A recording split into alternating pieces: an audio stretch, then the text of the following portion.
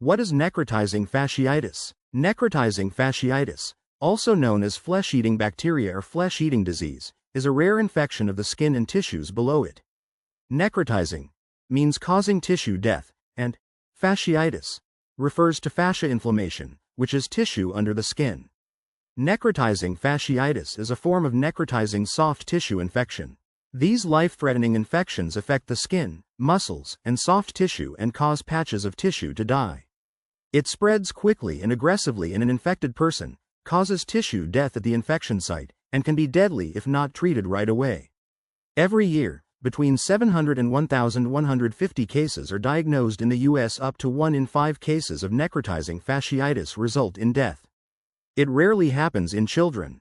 Necrotizing fasciitis spreads quickly and aggressively in an infected person. It causes tissue death at the infection site and beyond and can be deadly if not treated quickly. Types of necrotizing fasciitis. Necrotizing fasciitis includes 2 types. Type 1, or polymicrobial.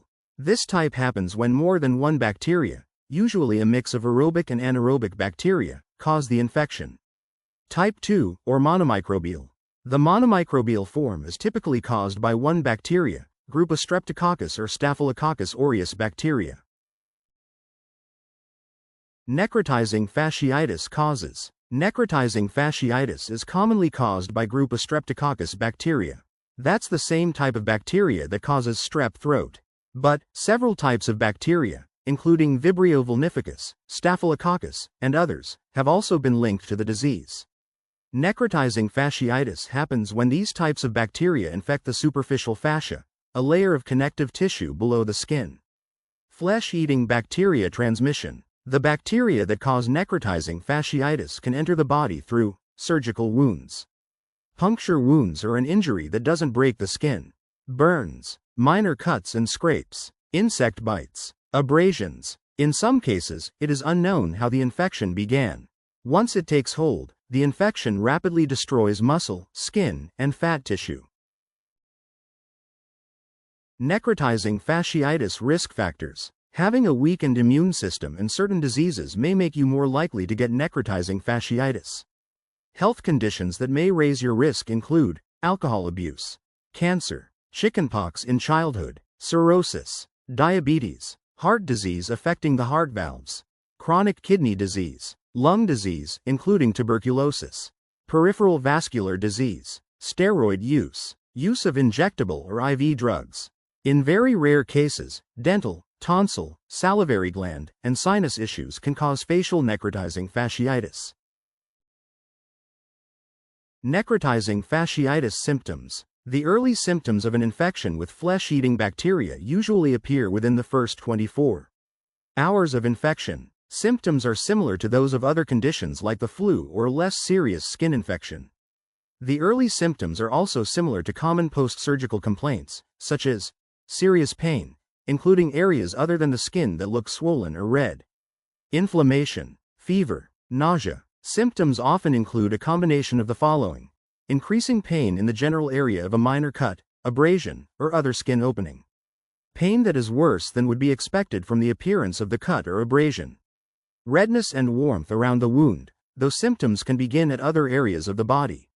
Flu-like symptoms such as diarrhea, nausea, fever, dizziness, weakness, and general malaise. Intense thirst due to dehydration. More advanced symptoms happen around the painful infection site within 3 to 4 days of infection.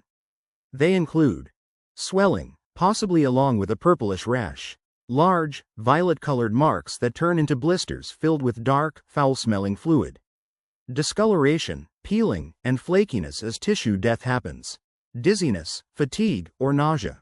Critical symptoms, which often happen within 4 to 5 days of infection, include a severe drop in blood pressure, toxic shock, unconsciousness. Necrotizing fasciitis bacteria diagnosis. Flesh-eating bacteria affects the body quickly, making early diagnosis important to survival. The doctor will examine you and review your symptoms. Having flesh-eating bacteria is a medical emergency, and if a doctor suspects you may have it, you'll likely be admitted to a hospital and get tested there.